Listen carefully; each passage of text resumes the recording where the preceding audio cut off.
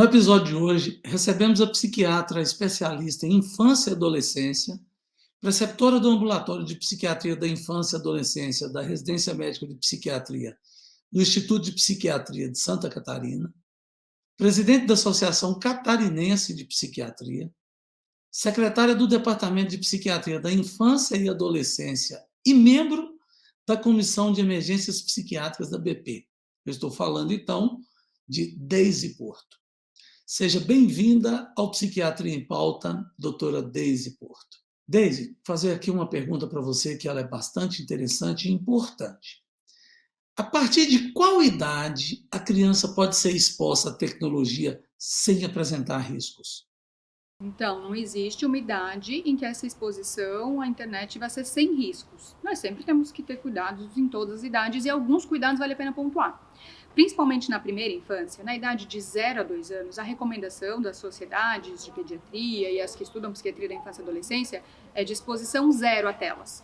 Por quê? Porque o desenvolvimento nesses primeiros 2 anos é um desenvolvimento sensório-motor. Ele depende de a criança explorar sensorialmente o ambiente, de ela ter atividade motora para que ela melhore coordenação motora, raciocínio, o desenvolvimento cognitivo e emocional, tudo vai dependendo disso, nesse período sensório-motor. A partir dos 2 anos e na primeira infância, as crianças elas também precisam muito da interação humana. E a interação, o passar muito tempo no digital, pode privar ela de algumas coisas importantes para o desenvolvimento. Então, esse cuidado a gente tem que ter nessa faixa etária. Elas também precisam explorar, correr, brincar, ter tempo de afetividade, de conexão com seus cuidadores. Então, sempre que o tempo conectado e em telas tira isso, priva isso delas atividades, ele pode trazer um prejuízo. E os maiores e os adolescentes, a gente tem que ter o mesmo cuidado que a gente teria em deixar um filho nosso andando na rua. A gente não deixa um filho adolescente andando na rua sem supervisão. E na internet, ele pode estar exposto a qualquer tipo de contato, pode ser um adulto do outro lado da tela dizendo que é um outro adolescente. Ele pode estar exposto a jogos de violência, a conteúdo sexual inadequado. Então, esse cuidado, não existiria uma fase sem riscos, mas esse cuidado precisa ser pensado e conhecido pelos pais e pelos profissionais para que em cada faixa etária a gente consiga reconhecer quais são os riscos e planejar um uso seguro dentro do que é possível, porque esse uso seguro e benéfico também é possível. Bom, Deise, olha só, tem uma pergunta bastante interessante aqui e que há muita dúvida na população sobre isso, que é o seguinte: quais são os benefícios que a tecnologia pode trazer às crianças e adolescentes? Bem pontuado. Então a gente não pode demonizar, achar que isso a era digital é um grande problema e isso só vai trazer prejuízos. Existem os benefícios. E a gente acabou de viver um grande benefício da socialização, das videochamadas na pandemia. Então, na pandemia, isso de a gente conseguir conversar com outras pessoas por vídeo, de a gente conseguir manter um contato social, foi protetor para muitas pessoas, principalmente para os jovens e adolescentes em muitas áreas.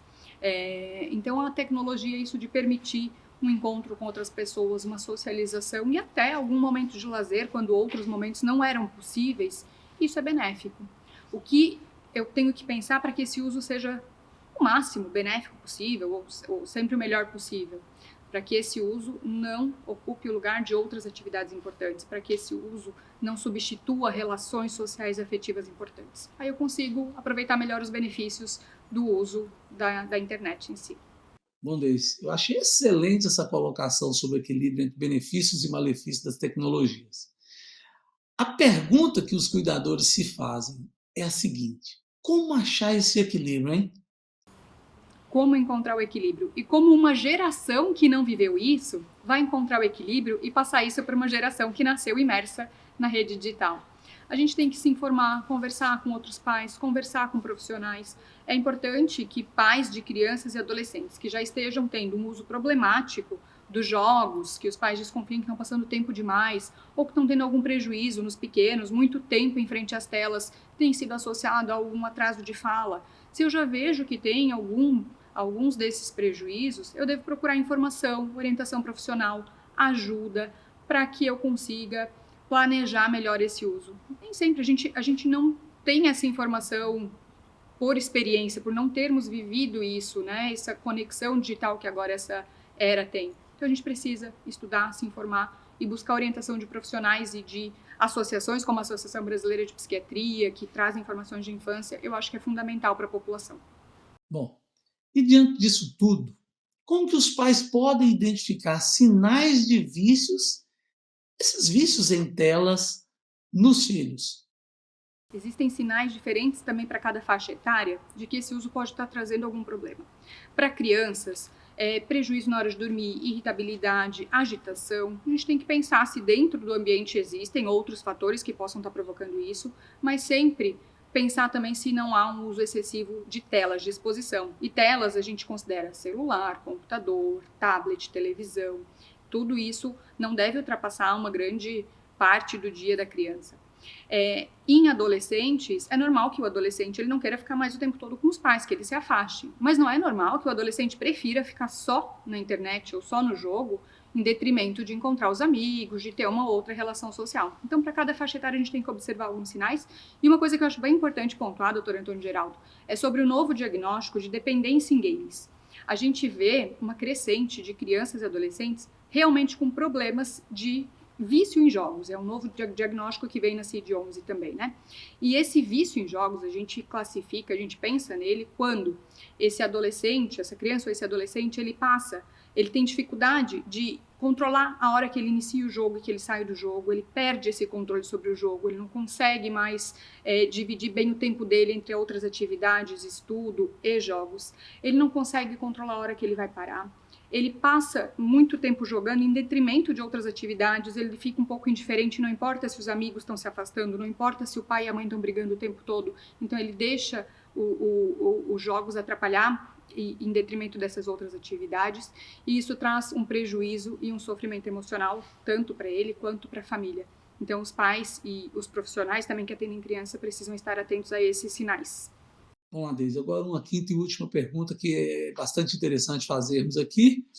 Bom, estou adorando, achando ótimo aí tudo que você tem colocado.